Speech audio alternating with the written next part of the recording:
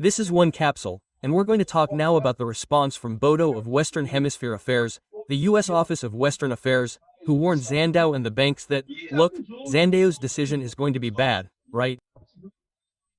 You remember we made a video about Dino's decision, which is a completely idiotic, completely senseless decision, right? Flavio Dino made a triple screw-up to mess everything up, right? He screwed over the city halls that were suing the companies over the Mariana accident. He screwed over, and it will probably make it more difficult for Brazil to enforce Brazilian law abroad.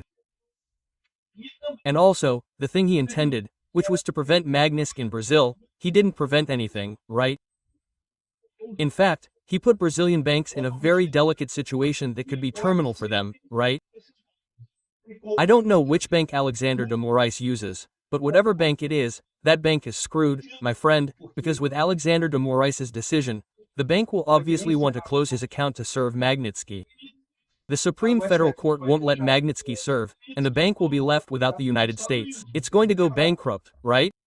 But then we also said in the video that the American government was aware of the problem, that Dino made this law that was kind of nonsensical, right?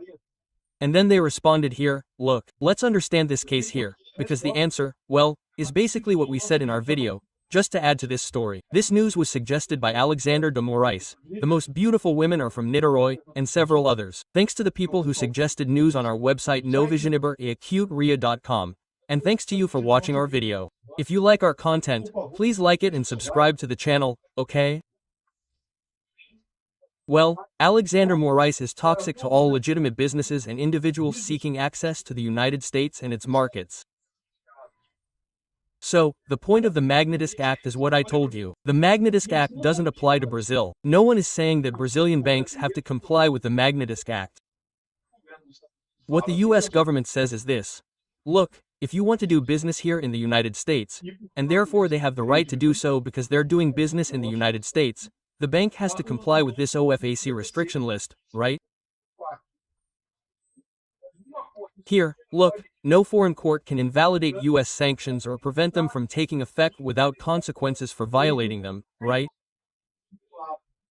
American individuals, American citizens are prohibited from transacting with him, and non-American individuals, entities, okay? Non-American organizations also have to handle this with caution. Those who provide material support or support to human rights violators may themselves be subject to sanctions. So, that's how it works, right?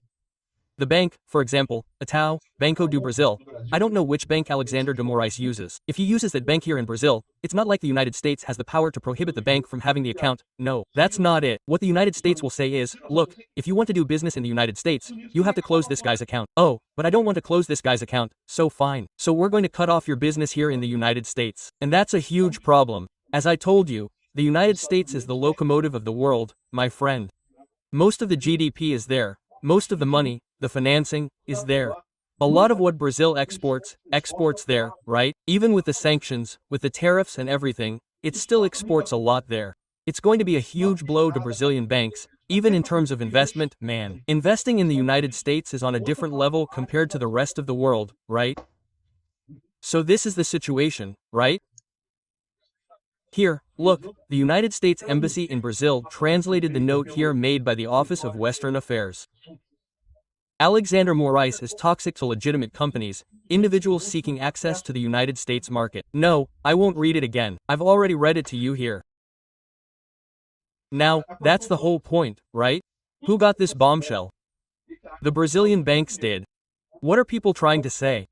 What Dino hopes is that the banks will use this to say to the United States, look, I can't cut off Alexandre Moraes' account because there's a law here in Brazil that prohibits me from cutting off his account, right? So he thinks this will be enough justification for this situation to free the Brazilian banks. It's not that he thinks it will solve the problem, but he knows that the application of American law, the Magna Carta, doesn't apply to Brazil, right? But he thinks that Brazilian banks will then be able to turn to OFAC, to the U.S. Treasury Department, right, for Scott Bent to say, no, but we didn't know there's a Brazilian law that prohibits this and that. And what will happen is that the United States will impose sanctions on these banks. It could even be, okay? So, I've already told people, There are a lot of people saying that regarding the SWIFT issue, Brazilian banks could be expelled from SWIFT, right? SWIFT, although it's in Belgium, complies with US laws, okay? There's no doubt about it, okay? Especially since most of the trading is done in dollars, so there's no way it won't be like that, right? But the truth is, I think a SWIFT blockade is unlikely.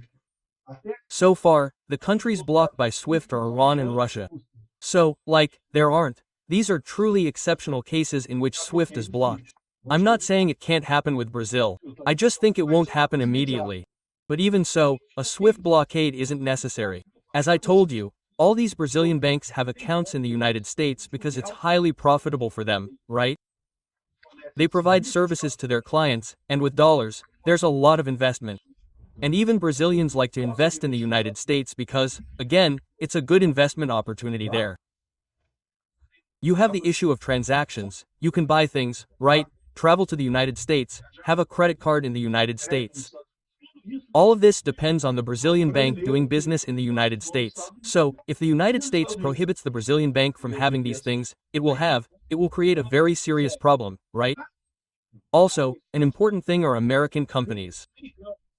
And then American companies operating here in Brazil will have problems too. This is another part of Dino's defense, right? What he thinks is that he wants to embarrass American companies so they say they won't obey the law, the magnificent law, and they'll be losing the Brazilian market, right? The problem is, there aren't many alternatives, man. There's nothing to do. Trump, if he's really interested in enforcing this law, he can enforce it. Dino is doubling down on this story. He's going to lose this and he's going to bankrupt a lot of people here in Brazil in the end. These people have this idea that, no, but they'll have the money from the BRICS, they'll have the SWIFT from the BRICS, and they'll have it, my friend. There won't be, man. Not like that. There will be at some point, but nobody will use this. It's like going to a blue sky social network. Not that we're here on our Twitter network and I don't like Twitter. I want to go to blue sky now because I'm going to do blue sky things. You can go, there's nothing stopping you. The problem is there's no one there. That's what I tell you. It's the network effect. Networking is very important. Why does everyone come to YouTube to watch videos? Because everyone is here on YouTube. And why are there more people producing content for YouTube? Because there are more people watching videos on YouTube. And why are more people watching videos on YouTube? Because there's more content produced for YouTube. See how one thing feeds into the other, right? It's the network effect. Because, Twitter has a lot of people on Twitter, so they created Blue Sky, which is the Twitter of the left, and a lot of people on the left went to the Twitter of the left, and ended up coming back. Why? Because there's no one there, only people on the left, you know? So, the fact that when you join a social network, you want a lot of people, you want to interact with a lot of people. The same thing with SWIFT. With SWIFT, when you want to send money to other countries, you want to have a mechanism that sends money to a lot of countries. You don't want to have to switch systems and stuff like that, right? More complicated, right? That's what happens. Alexander de Moraes and Flavio Dino are waiting for American companies to influence the American government so they don't lose the Brazilian market. But the truth is, they know they have no alternative. They have to obey American law, right? And more than that, the gradation of the sanctions could be such that they seriously harm Alexander de Moraes, but not directly harm others. Well, let's see how this plays out. I think Flavio Dino got himself into a real mess in this situation, right? Eduardo Bolsonaro even put this in place, look. As always, first the Western Affairs Office posts it in X, the US Embassy posts it in Portuguese, and at the end of the process comes the result. In other words, something must come out of this, right? Well, here, look, the White House member of the US State Department was informed this Monday, the 18th, about Flavio Dino's decision, which prevents the application of laws and judicial decisions of other countries in Brazil. By the way, another important thing, right? Paulo Figueiredo should remember that there was also the Netflix tax increase, which was also done through this scheme. Fuxes had made a decision that would not increase Netflix's tax. Some ministers sided with Fux. Dino disagreed and ended up taking most of them, and the crowd, right, stayed with this story, right?